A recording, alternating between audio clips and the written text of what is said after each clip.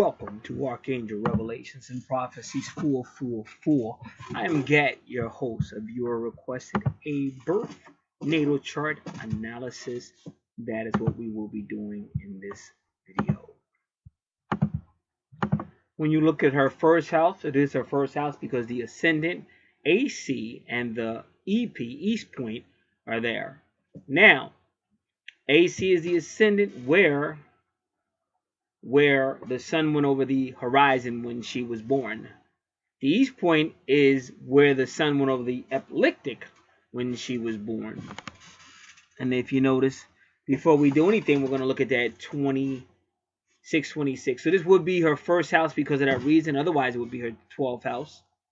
But a lot of times when they put your first house in the 12th house, because you have some past life things you'll still be dealing with in this life.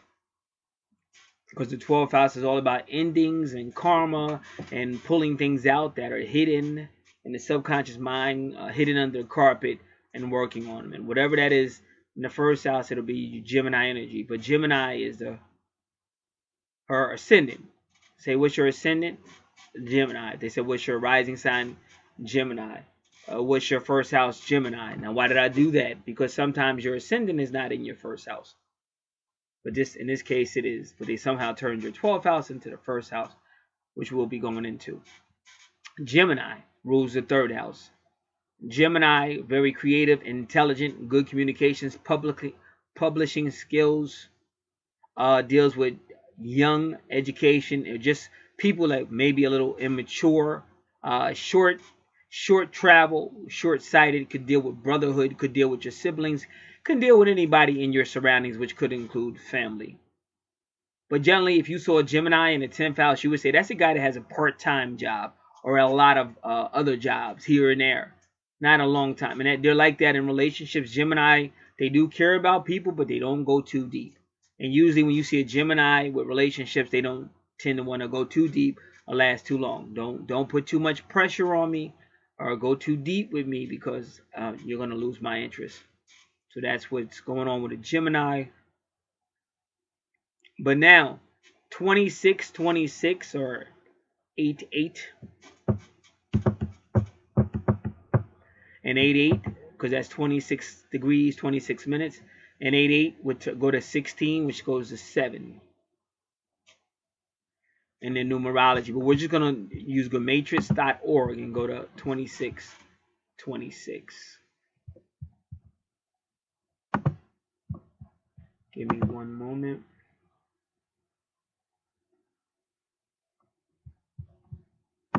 All right, just give me a moment. I just got an email and I want to forward to another email address. If this thing hurries up. If not, I'll do it later. All right, here we go.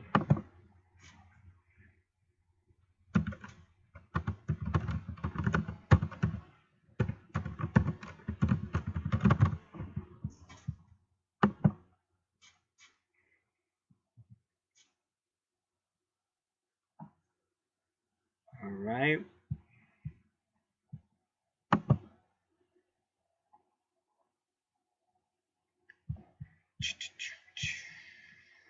Give me a moment.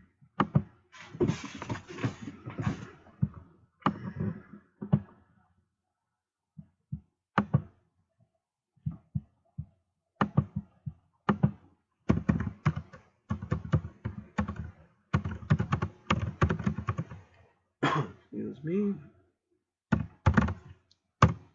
In Gematria 2626. Who is Apostle Simon Peter? Bajona. That's interesting. We got to check that out. I never saw the Bajana part before. So I want to see if that's really in the scriptures or not. Because I am an investigator and that's why you contacted me. Hey! All right.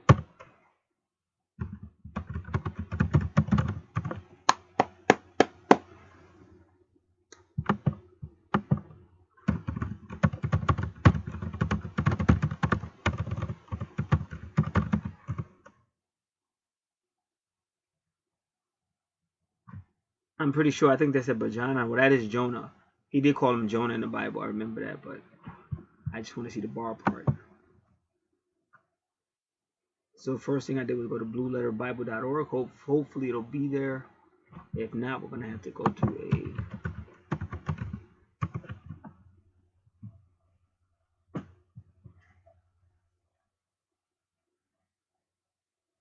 just that everything's moving slow right now. It is what it is. I just got finished on my other video that I just did, other natal chart, saying how important it is to be patient. That's something a lot of people lack.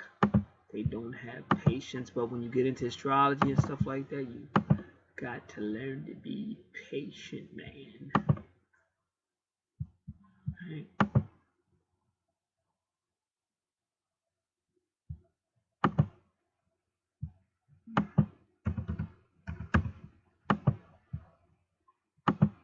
Barjona. Okay, Matthew 16:17. Isn't that a convenient number? I've been telling you guys about 17:16 for the longest. That's also the destruction of Babylon the Great. And Jesus answered and said unto him, Blessed art thou, Simon Barjona, or Jonah, being a big fish, because that's what Babylon the Great is. It's the big fish that's keeping God's real people locked up in fakeism, fake theology, fake ideas. But that fish is about to die, and they're about to come out. That's the destruction of Babylon the Great. That's why if you notice at your Bible, at Revelation 17, just as God is destroying Babylon the Great, at Revelation 17 and Revelation 18, they start talking about ships and, the sea. And the beast came out of the sea to destroy Babylon, Revelation 13. And then Leviathan is the leader of the ships, because Leviathan is the beast. That's Psalms 104, verses 20 to 28. So that's why when you read about Simon Barjona, and in John 21, they're at the sea again. And then they talk about the dragon, or the dragging of the nets, because that dragon is actually going to help liberate God's people, believe it or not. I know this is not what they're teaching you, but that's because you're in the big fish of lies. That's why they say it's getting a little fishy, because they do a lot of lying. Pisces is ruled by Neptune, and Neptune is known as a big deceiver. And he also called him Jonah in John 21 as well. And if you notice, he's by the fire. If you notice, Peter's always by the fire because he represents God's hell on earth, which is called the Great Tribulation, which is upon us, quickly approaching. Art thou, Simon Barjona, for the flesh and blood has not revealed it unto thee, but my Father which is in heaven. And ironically, he made you let you know his Father is in heaven, because he said, Thy kingdom come, thy will be done. Our Father which art in heaven, because one is in heaven. That will be what's called the 144,000. Right before the Great Tribulation, 144,000 go to heavenly Mount Zion, and that's where the Father would be. But then the rest of the people are going to be here on earth going through the Great Tribulation. They're called the Great Multitude. Revelation 7, Revelation 14, Revelation 11 is the fire coming down at that time period. Just like you see fire coming down at Revelation 13. Now she's saying, I just wanted the natal chart. I didn't want to hear all that. I had to, because it's on your chart, man. What was I supposed to do? Skip over it and go, hey, love. Just lie to you like the rest of these people on YouTube do. Lie and take your money. Oh, love, I see love on your chart. Love is coming. Pay up. Pay me. All right, the 2626. Why do I have such bad luck? I don't know. Ask Peter. Father, birth of children with Jesus. It only takes one person to change the world. Now, this is all 2626. Father, baby, and New Jerusalem. Didn't I just tell you about heavenly Mount Zion, New Jerusalem? Revelation 14 coming down out of the sky. Revelation 21. 26 symbols. Love beyond compare for Jesus. You could write anything. The one who destroys Apollyon. Well, Apollyon is the destroyer.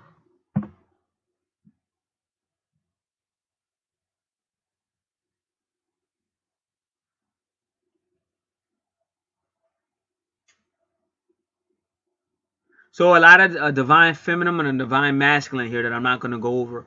But you really should look up the Gematrius 2626. It's a lot of divine masculine, divine feminine.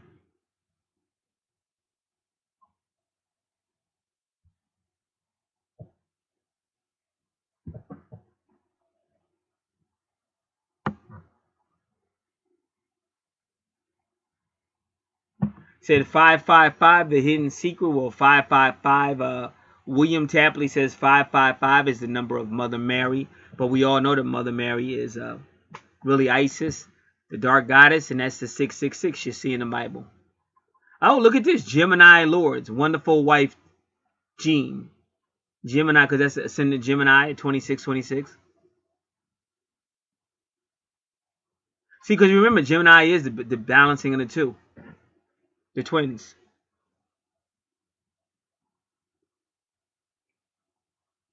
Don't get married if you can't commit to only one person. That's 2626.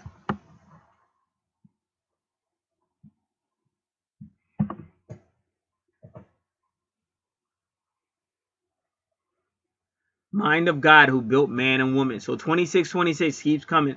See, your Gemini, 2626 or 88. Remember, it's 88 constellations and the stars above us. What I'm trying to tell you is you're so much more on your natal chart. So don't just look for a love story. I mean, it's okay to be in love though, but don't just look for the love. Look for who you really are. Where do you come from? Do you have a past life? What's going on? I keep seeing you being associated with warriors. Ariel, the warrior. And they keep saying the Lord's wife, the Lord's wife. They keep saying it. But remember, the Lord's wife could be a woman, or the Lord's wife could be his people or his church or his congregation. It said, marry me, child, with the Holy Spirit. Father God owns everyone.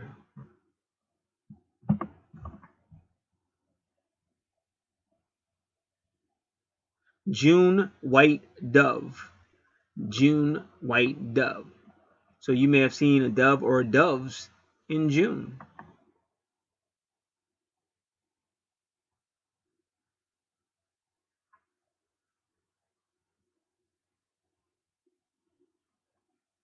One baby aspirin a day is a good blood thinner, I've heard. I don't know if that's true. I don't know if it's not true. I know they used to tell you to take one baby aspirin a day to control your blood pressure. So I guess that's it. Yeah, blood pressure, blood thinner. Okay, man, you learn something new every day. Now I know why I've been taking one baby aspirin for the last 20 years since my doctor told me. I just did it because he said do it. All right. The new moon in Aquarius and the full moon in Leo. I think we kind of had something like that happen in the last 2 years or some crap. I don't remember.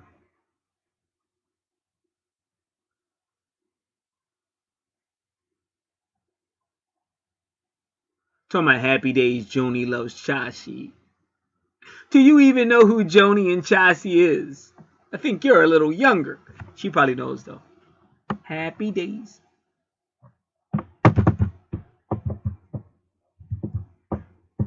They keep saying father who built man and woman.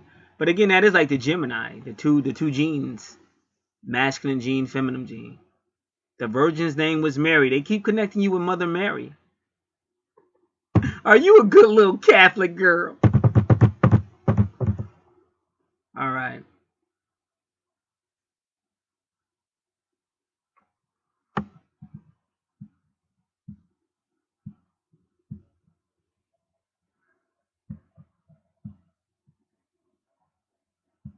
It says sweet dude, sweet dude. That's kind of crazy. 2626, sweet dude, sweet dude. The soul of man, holy goddess of the universe. Are they saying that a man's soul is really the holy goddess? Now they're going Mrs. who built man and woman.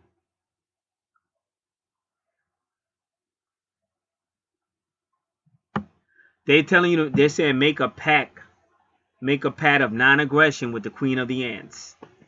So they're saying if you don't want any problem with the ants, make a pact of non-aggression with their queen. Handmade, Milky Way, heaven.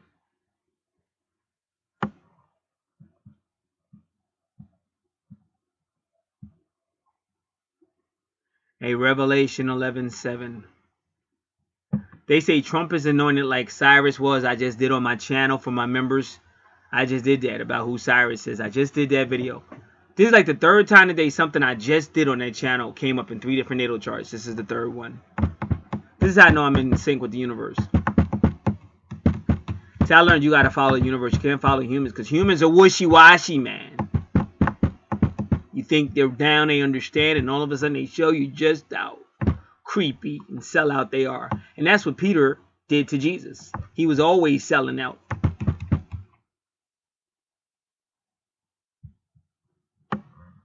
All right. Okay. Now these are sentences with 2626.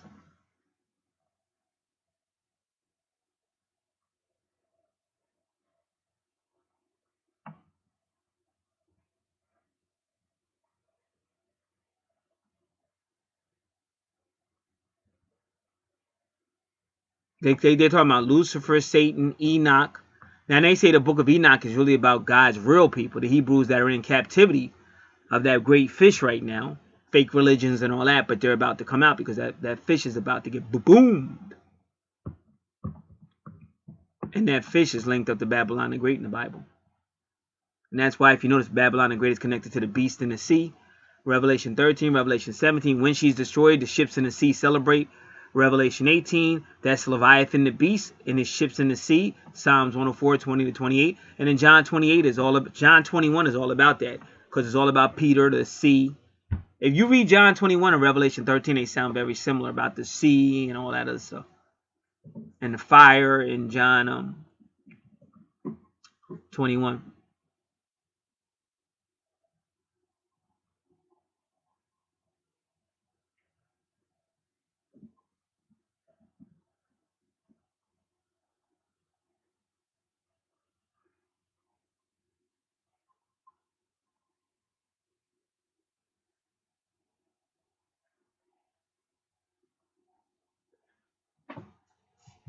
So they say a lot about Mother Mary and this stuff. That's interesting. All right, but we're not going to stop there. Okay, we could, but we shall not. Because I just think that's kind of unique that they hit you with 2626. And that's really 88 of constellations, 88 constellations in the sky.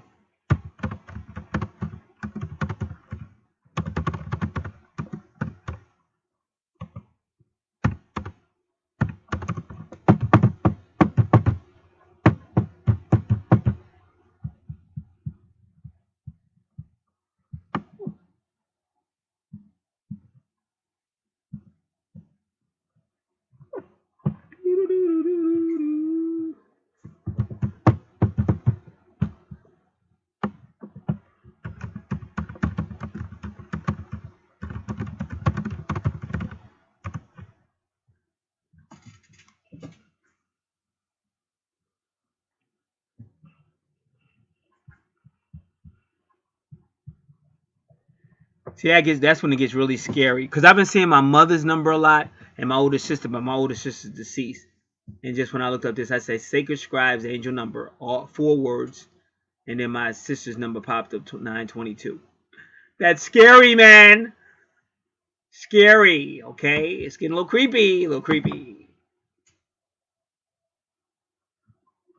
All right. Index. Come on, man. All right. 2626. Come on, let's go. Angel number 2626.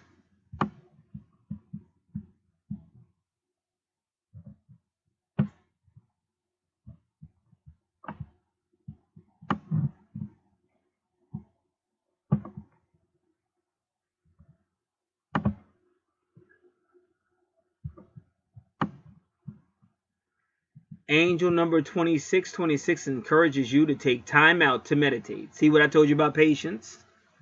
Pray and focus upon your spiritual interests and practices, and listen to your intuition as to the next steps to take in regards to serving your life purpose and soul mission. Your life purpose and path are fully supported by the universe, and you do not need to worry about money or the material aspects of your life, because as you serve your soul mission, the universe provides all. Because the universe is your mama. That's your universal mama. Ma. Also Mayat. Angel number 2626 also encourages you to find balance. See, Mayat is Libra, balance and stability in both your career and family lives. And take the time to enjoy the company of friends and loved ones. Embrace the important people in your life. Be in the present moment with them and love and cherish them. Seek out like-souled people and enjoy deeper, more open and authentic conversations and connections that allow you to stretch your mind and nourish your spirit.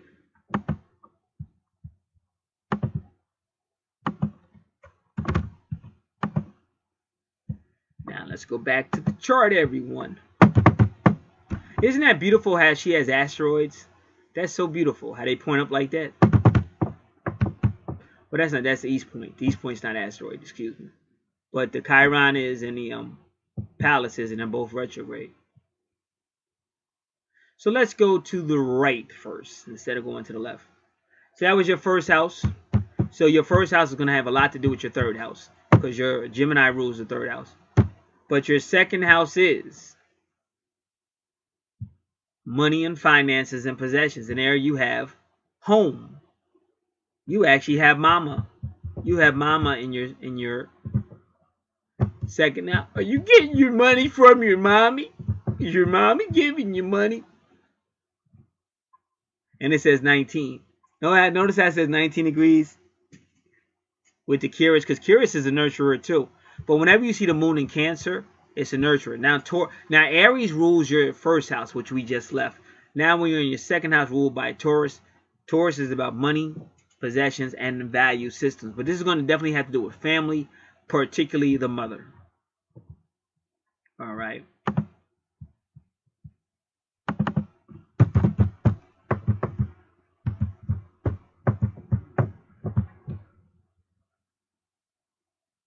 Okay, I take it back. I thought you were younger. I'm sorry. She's not older, but I thought she was like 19 or something. I'm sorry.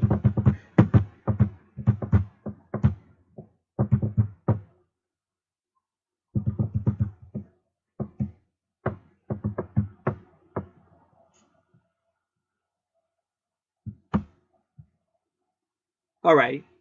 So let us continue. Again, so this person, how they view finances is nurturing.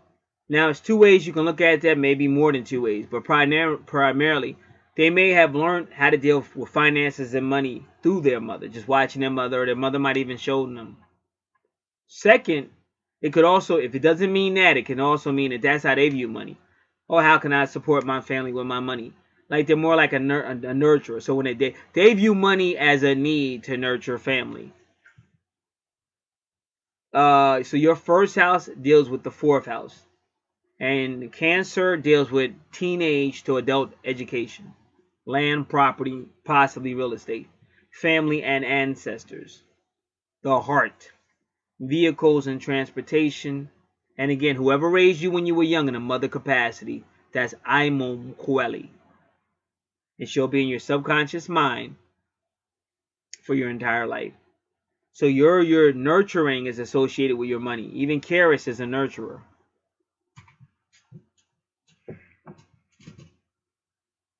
So this person will either be close to mom for nurturing, or they will have a motherly way the way they view their money. And remember, we've already proven this person has some type of connection to the Mother Mary principle. All right, so now that we know that that's the second house, let's jump up to Taurus. Taurus is in the 12th house. That's the house of endings, the house of buildings, the house of karma. Is ruled by Pisces. The house of reckoning. And Taurus is there. So somehow their second house, Taurus can be magnetic. And your second house does deal with teaching other people, because it's ruled by Pisces, so it could be a spiritual or a social house. That's why you see Pallas retrograde. Pallas retrograde means you care about social issues, people in need. And that's in the 12th house, because that's what the 12th house is about.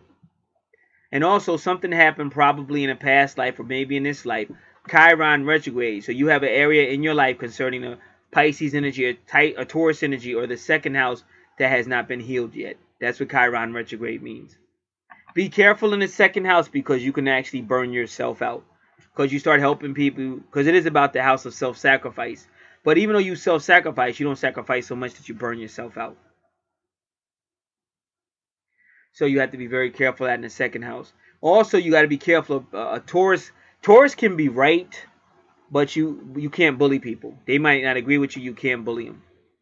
Also, Taurus likes to add value, a value system on everything.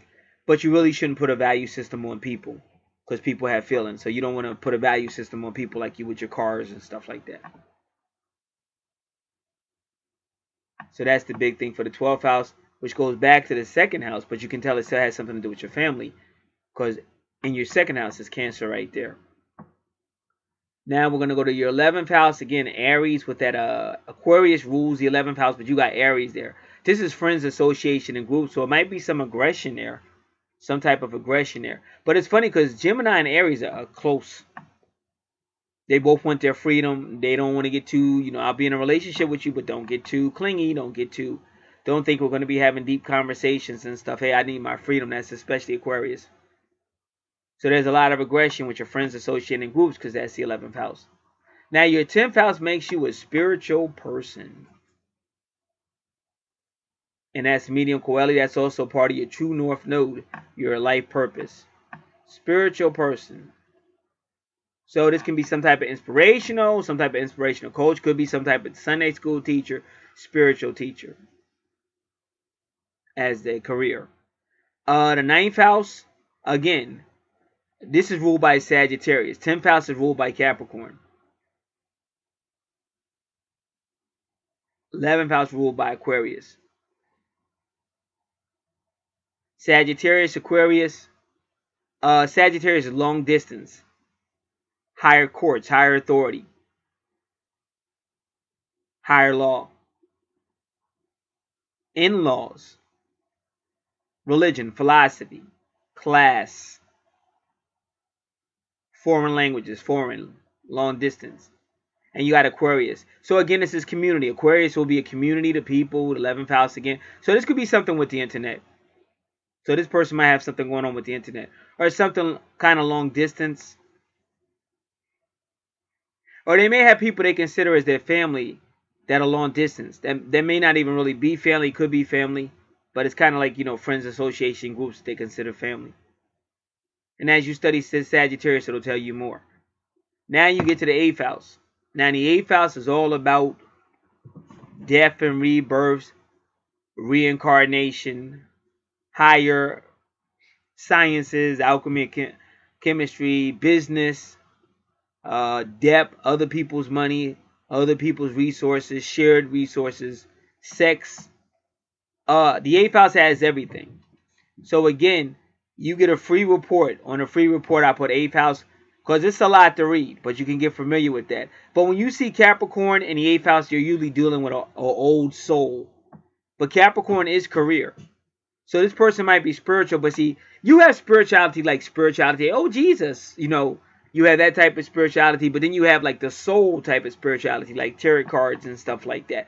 But the Bible does talk about the darkness and Jesus coming in the 4th watch and the darkness and all that. So it's in there. It's just that like Christianity don't want to touch it. And then Catholics deal with mysticism a little bit. But like Protestants don't really want to get into the deeps. That's why they don't acknowledge the Divine Mother. But they have to. Because Proverbs 8 says if you don't acknowledge her wisdom, that she'll take you out. And she will. Like if you really study the history of who built up Islam or who built up Genghis Khan, you're going to find out it really was the Divine Mother. Alright, so she will take you out. And right now, this country is changing, but USA, they still consider somewhat a Protestant nation. And that's why when Trump was running, if you notice, he was getting into it with the Pope, if you remember. Because, see, the Pope represents that feminine. They're saying, if you don't know me, I'll take you out. And Trump, he's representing that Protestant, somewhat defiant, like the son speaking up to the mother. Now, I'm not saying which one is right or wrong. I'm just telling you how it's playing out. Because me, I'm not into any of that. I learned it. I studied it. But I'm more into the universe as one. We're all one. I'm best friends with the Divine Mother. I'm on some other stuff. I'm not really in no Matrix. This is some Matrix stuff. But it's still playing out because what you're about to see is that sun is about to get the crap smacked out of it. Because Proverbs chapter 8, she told you, if you don't know me, you must love death. And they're still telling her, hey, you don't exist. We don't know you. There's no divine feminine in the Bible. They're lying through their teeth. All you got to do is read Proverbs 8. She's right, but she's all throughout the Bible. And the metaphors and the symbolism. Even Apostle Paul said Jerusalem above is our mother. And he tells you in Galatians 1 that they took him from the father's traditions to his mother's womb. John chapter 3 talks about the mother's womb, going back in the mother's womb. So she's all in the Bible. But the Protestants don't want to talk about her. So this is why the Protestants are going to find themselves toppled in a short matter of time. We're in the last days. But to find out more about that deep darkness, the 8th house is the divine womb of the woman. It's also the bottomless pit of Revelation 9. That's why Scorpio is there. This is Scorpio rules it. And it's Pluto. Pluto rules Scorpio in the 8th house. Is the underworld. So all this is connected to that divine womb. And that's why when you die, they try to bury you back in the ground, because that's you returning to, symbolically, the divine womb. So Capricorn in the 8th house is usually an old soul. But it could also be a business person with those things that are in the 8th house. And also has to do with a person's career or reputation. All right? So now we're getting ready to step into your 3rd house. This is a very creative person, everyone.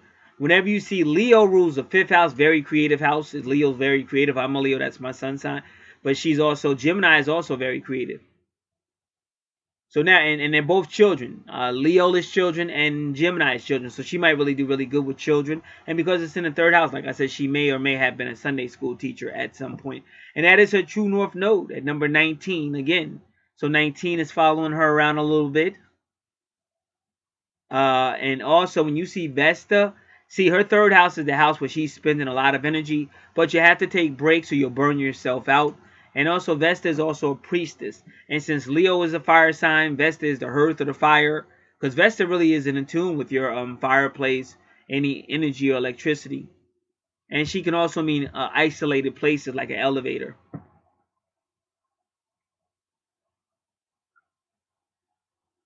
So this is your true north node to be that Leo. Leo also is travel, and the 3rd house is travel as well. We already explained that when I said Gemini. So let's just look at part of fortune or good fortune in the 3rd house and see what they say.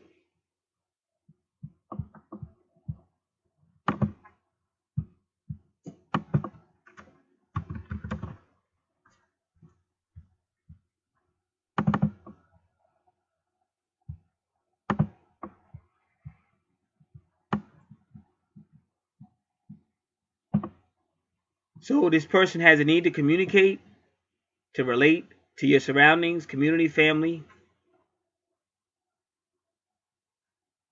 So this is the charts of teachers, writers, speakers, newspaper reporters, and anyone who expresses themselves well with words.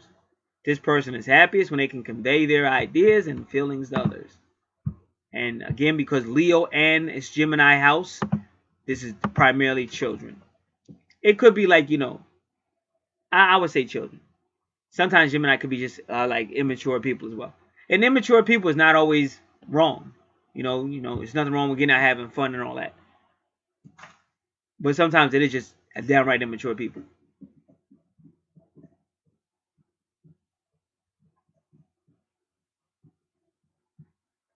All right, we can do part of fortune in Leo if we like. We'll take a look at that.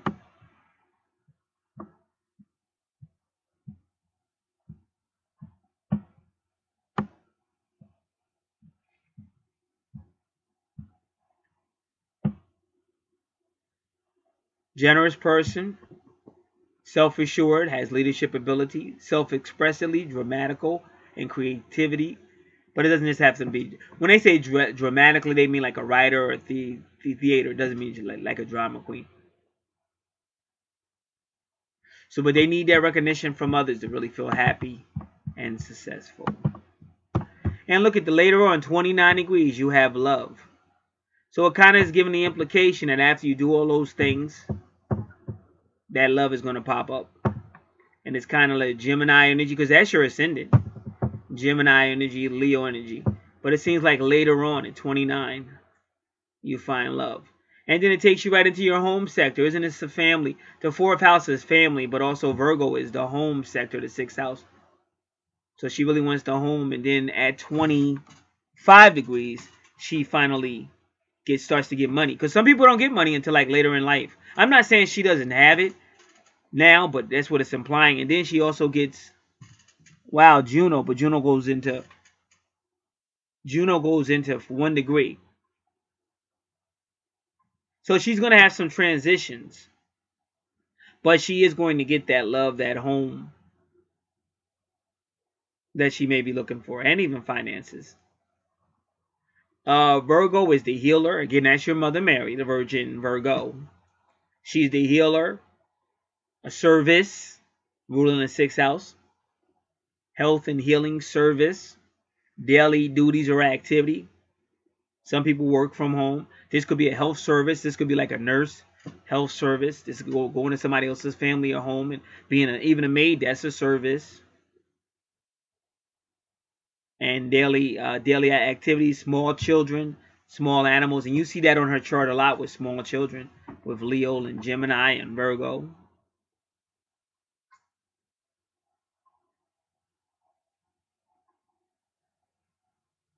So that's all going on in her 4th house of family. So she was either raised in a family like that, or she's going to have her own family like that. And the way it looks like it's her having her own family like that.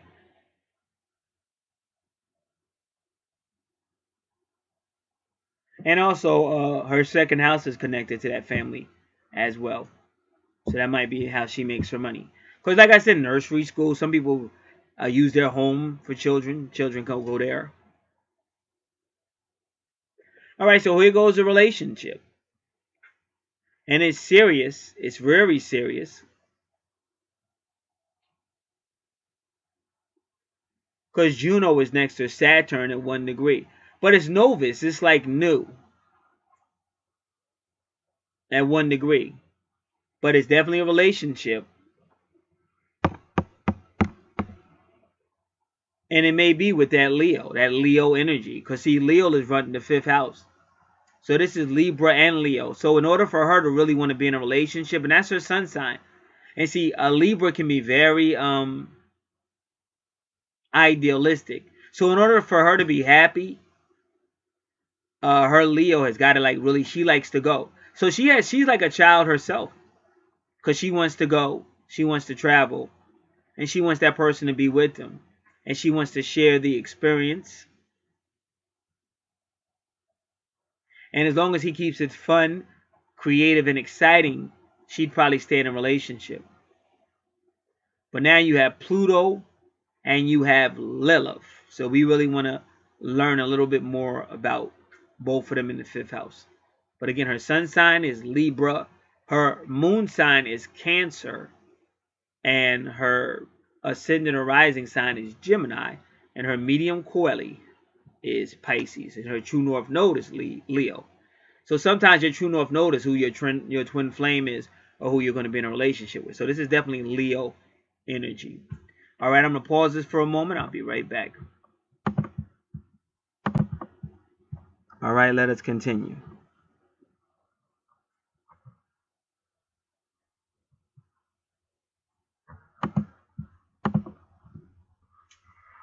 All right. So first we're going to look at Pluto in Libra.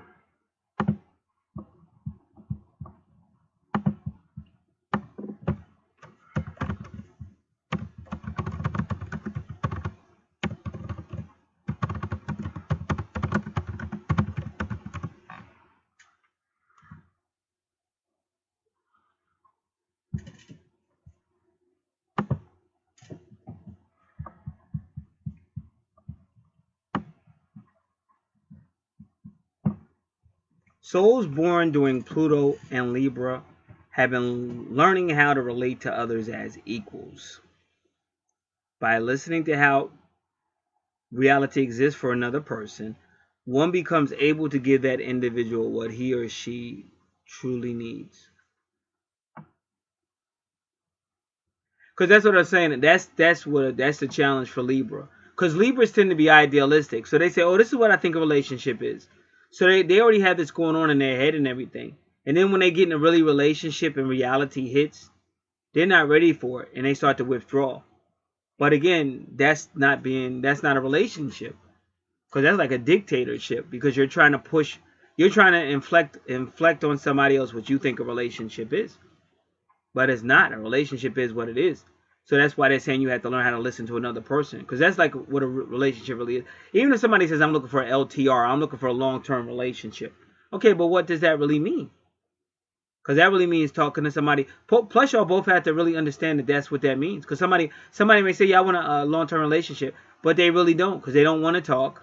They don't want to work two things. They just want to do what they want to do. And they don't really want to hear you telling them, oh, well, I would appreciate if you didn't do it that way. Or, you know, I'd appreciate if you took me into consideration. So they don't want to hear all that. So they don't want a relationship. What they really say is, I just don't want to be lonely. I want somebody in my life. But they'll all say, yeah, I'm looking for a relationship. If you're really looking for a relationship, that means you're going to relate, talk, agree to disagree, compromise. So to me, that's what what Libra means in the ideal sense of the word. Like, it has to be a balance. And that's why I'm always getting challenged. So sometimes I throw challenges out there too. Because when we say my yacht or we say Libra, my yacht, what is that? Is there really a man and woman that are actually balanced in our third dimension? There might be a few, but come on, let's be honest. Especially over here on the west, the western hemisphere or the northern hemisphere, whatever you want to call it. Like, we're considered the west, the people over in the east, but we're also considered the northern hemisphere. Okay, so do we really have those type of... No, we don't, because if we did, divorce rates wouldn't be so high, and people wouldn't get divorced for the most silliest reasons that you can think of. So there really is no balance.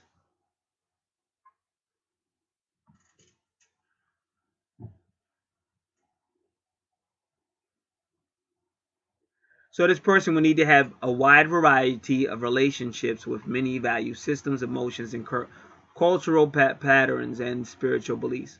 One can grow an understanding of themselves by comparison and contrast. So you will find that change and inner growth often come through intense partnerships with both friends and lovers, with the need to examine your unconscious motivations and aspects of relating. Because see, Pluto's going to take you deep. Wherever Scorpio is in your chart, it's going to affect your 5th house. Wherever the 8th house is on your chart, going to affect your 5th house. Same thing with Pluto. So you may come across a new or potentially revolutionary idea about law and justice. And again, your 5th house is about sex, and your 5th house plays on your 8th house. So you could just look at her chart. You see Juno there. She has Saturn there. So she's going to have a serious view towards sex.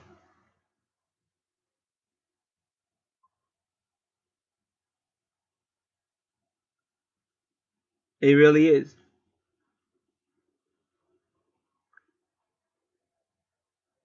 It's a certain feeling she's going to have about that partner before she really is willing to even go to that level. And that's still Juno and Saturn. Those are your conditions. Because she really ain't letting you get to the sexual part without you meeting that seriousness of Juno and Saturn. And it's kind of because she's connected to the Virgin. It's hilariously funny because she's connected to Mother Mary, the Virgin. But you can really see it on her chart. If you don't get past Juno and Saturn, there's a good chance you ain't gonna see that Pluto, Scorpio, freaky sex or the deep stuff. And see Lilith, there's more to this with Lilith there. But the history of Lilith, the mythology is Lilith, you better respect her.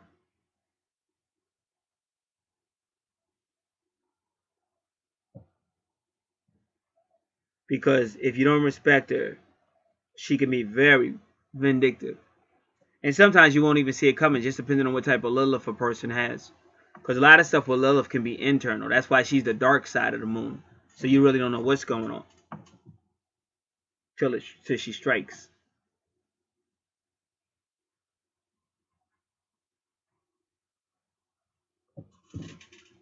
All right, so let's take a look at that.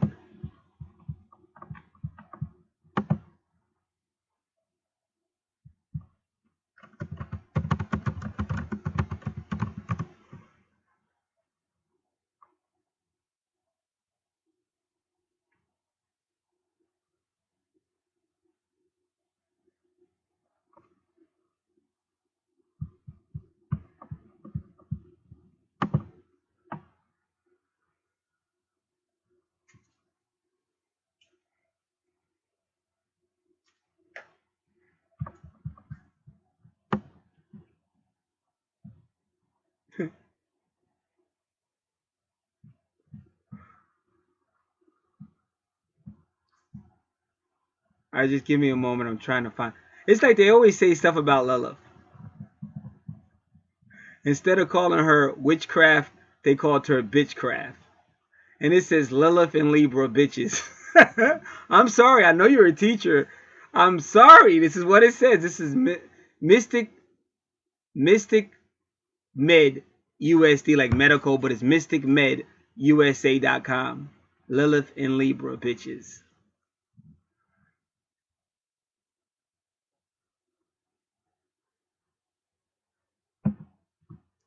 Beauty and luxury are obsessed with a distinct preference for the beautiful people. They're a genius at diplomacy, leadership, and business. They crave lives that are almost beyond reason. Again, this is what they're saying. They know how to manipulate, turn on unbelievable charm, but so does Scorpio. And if it's Scorpio, you got Pluto right there.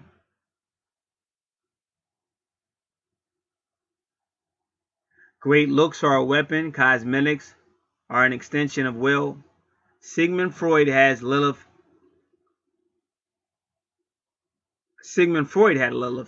in Libra. That's kind of funny. And he's the same guy that said, watch out for mama, or Imam Coeli, the mama in your subconscious mind, who can really mess you up if you don't really know how to deal with it. Don't try to lie to them about sex, beauty, or artifice. They will outwit you every time. These people are often incredible corporate players. They are the classic iron fist in the velvet glove. They are a genius at the Venetian arts, like Venus arts, seduction, fashion, and beauty. They have natural magnetism.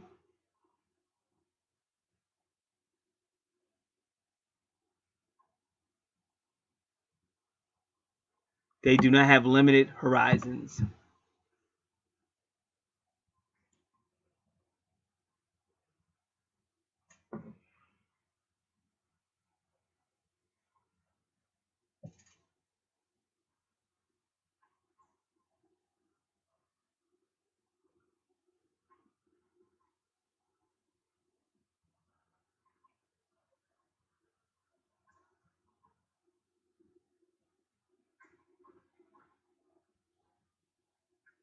But they are artists.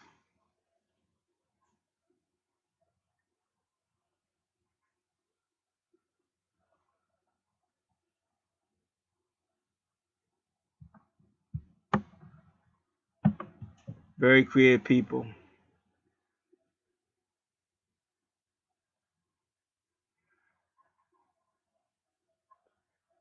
So these people, they can get into stuff like numerology, feng shui.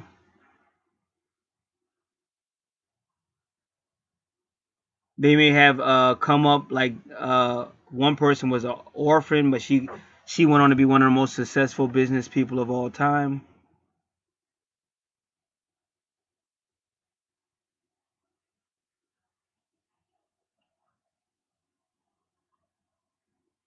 Libra and Lilith and Libra can have a form of worldliness.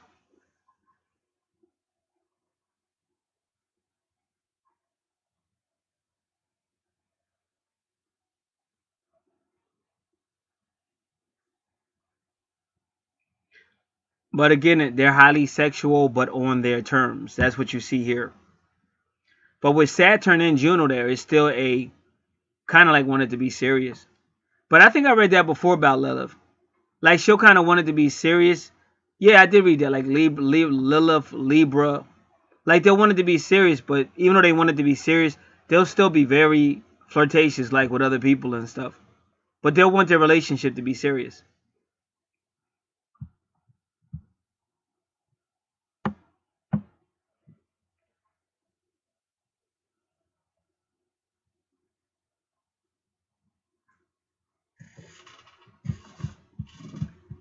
So Lilith turned that fifth house into a very amazing house.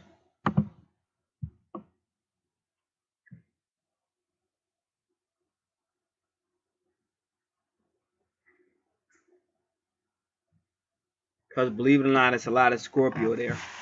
I mean, even without Pluto being there, but with Pluto being there and Lilith the way she is, that 5th house is a lot of Scorpio.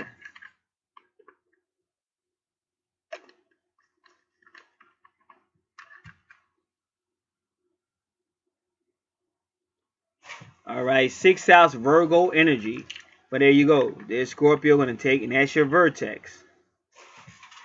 So you can't get away from it. You definitely got some type of, that's your twin. Your twin flame is some type of Leo energy or Scorpio energy or possibly even Virgo energy. And if you notice, everything I just said got some type of love. 5th house, I mean Leo is your true north node.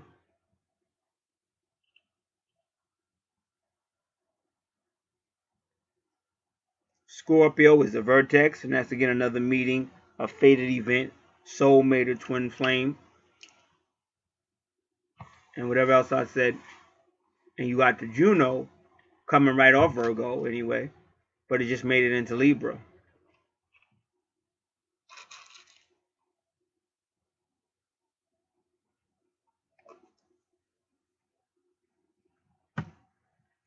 So when you see the vertex, this is a fated event, a fated meeting, or a fated breakup,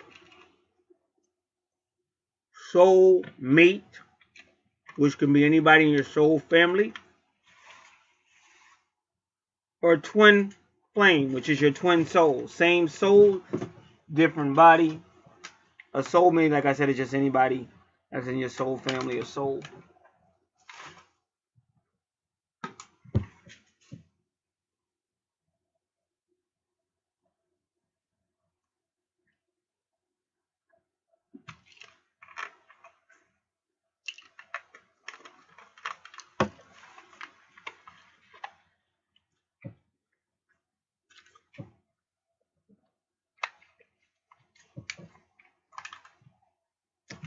This is all a virgin.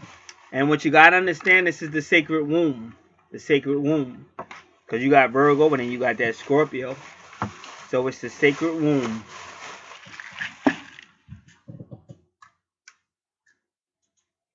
This is why spirituality is so important. Because some people don't know how connected they are to the Bible and all that. And some people don't even look at the Bible. They'll never see it unless they meet like me. Because I'm the only one really showing them. And I'm not saying it to be arrogant. I'm just being honest. Like if you came to where I work at, I go out of my way. But I've always been a servant mentality. But it's just that in this country, if anybody says anything, the people just take offense so quick. Instead of thinking and learning, they won't do it. They just go with feel. You can't feel everything. That's why Libra, you have to have some mental balanced out with the emotions. Because if you were always mental, you would be rigid, and you wouldn't know compassion or grace. But if you're always feeling, you'll never know character. Or there is some restrictions, like you just can't do it whatever you want whenever you want to. So it has to be a balance. All right, so she's a great communicator. She's an unbelievable healer.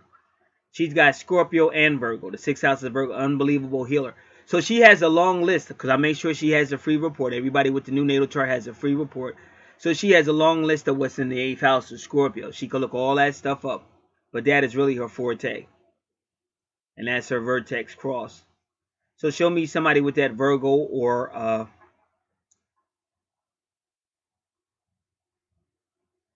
Scorpio energy, but it could also be, because Mercury's right there, it could also be Gemini, because Mercury rules Gemini and Virgo. And because of the way the chart is, I would even say even with that Leo energy. But she'll meet somebody, and that'll probably be her twin flame. Same twin soul, twin flame, same soul, different body.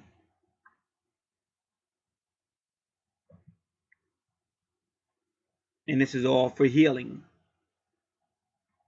Now, Uranus means anything could happen at any given time. So Uranus with Mars could mean she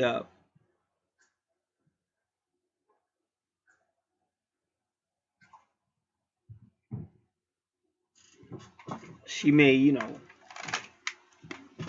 go from 0 to 100 unexpectedly. Nobody even can figure it out. But what I'm noticing, why did the universe associate Aries with her Uranus? There had to be a reason. See, because the 11th house is Aquarius, and Uranus rules Aquarius. So in Aquarius, she has Aries. And then over here with Uranus, she has Mars. And Mars used to rule Scorpio, but now Mars rules Aries. So they're kind of like mixing like ancient astrology with more modern astrology on her chart for some reason.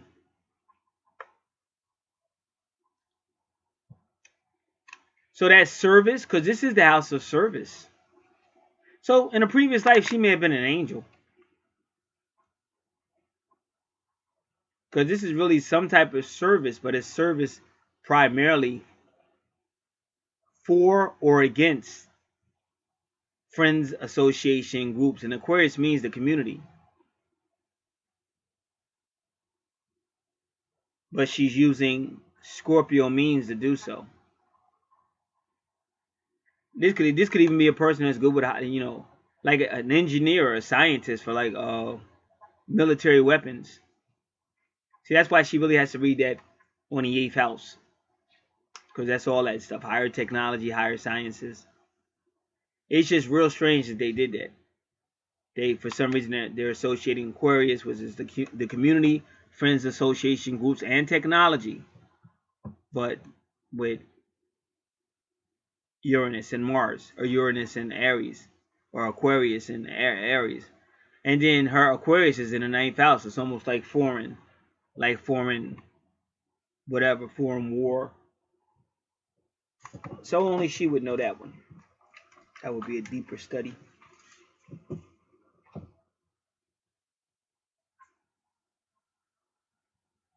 Now, 7th house is Sagittarius. Again, Sagittarius is more mature. Like Sagittarius in the 7th house is kind of good, because Sagittarius are great friends. They're also healers. And Sagittarius rules the 9th house of higher self. So who knows? She might have some type of strange, like a soulmate connection with a Aquarius energy or Aries energy. Who knows? But her twin flame seems to be that Leo energy. That's where her Juno is in the 5th house and Saturn. So it's either the same person where they'll go through a rough period and then kind of later on get it together, or it's two different people. But now, whenever Neptune is in Sagittarius, remember this is your relationship house, business partner, contracts, open enemies, law, social issues, because her ascendant is Libra. But Neptune in Sagittarius means she's tapped in, not just to the world around her, but really the universe. And even through her dreams or her subconscious mind, because Neptune kind of manipulates that to a certain degree, she can get information that she can actually use to help the world around her. Because that's really what Neptune and Sagittarius does. It's kind of like it's like an antenna to the universe. Like somebody like Sophia Stewart. Like the universe used Sophia Stewart to give information that's a reality that wasn't a reality yet in our 3rd dimension. And if it was, we weren't aware of it. But somehow Sophia Stewart was. But see, she didn't have the money and nothing to really get the information out there. So what the universe kind of did, they allowed her information to be stolen by somebody who could. And because those people had the bankroll, they took that information about the matrix and brought it into our consciousness, like they do with everything else, through TV, through movies, through radio. So it became a reality. Now, universal law would say, well, that's not fair to Sophia, but notice her name is Sophia. That's wisdom. That's not fair to Sophia that she got ripped off and now everybody's acting like she didn't. But she was persistent. Because like I told you, sometimes if you give up, spirit ain't going to help you. You got to have faith in spirit and keep fighting no matter what. So she kept fighting through all the disappointments, through all that. But I was a major key with that though, because I've known Sophia Stewart since like well over 12 years. Because she was very vindictive. If you think I'm making it up, go back to her earlier videos or her earlier audios, because she said she wouldn't make any deal with those dudes, those brothers, whatever their name was. She said, I'm not making no deal with those people. They're all going to jail. And I told her, don't do that. I said, listen, I know how you feel. They stole your creation. That's like your child. I said, I know how you feel. You're mad. You want to see them go to jail. I said, but reality is they're never going to go to jail. You're just going to prolong it. And, you know, if they had to, they'd just pay somebody to kill you. I said, take a deal. Get as much as you can and try to get back your ownership. Just make a deal with them. And that's what she did. So, it is what it is. This does conclude this video. Again, we got a lot of things going on out here. Anything supernatural, we do. So don't think, oh, you just do twin. No, we don't just do twin flame. We do everything. Anything supernatural. We've had people that had, oh, I got this going on in my life. And we look it up and find out what it is. One person contacted me, thought they had a connection to Mercury. And you could see it on their natal chart. A lot of people that are perceived as crazy, you could see that stuff on their natal chart.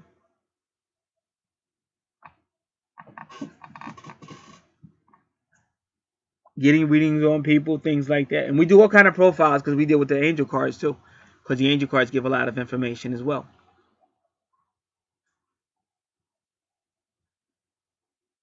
But everything. We do anything intuitive. We offer a phone consultation for those who feel they need it. For people that want to get started on natal charts, because like this chart I just did, she just contacted me today, but there was a space. Whenever I have an empty space, I do stuff like that.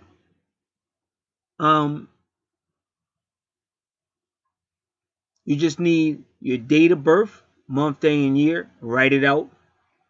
Don't do any 7-11-84, none of that, because your 7-11-84 might be 11-7-84. And once we start, you can't, oh, wait a minute, no, because we just started. So just give us the correct information in the beginning. We can go right in. And all the information is good. Everybody's happy. City, state. If not the USA, put what country it was. If you don't know your birthday time, we ask the Archangel. They do a great job. And your gender, male or female. That's the only slots it has. Male or female. Alrighty. So this will conclude this video. God bless.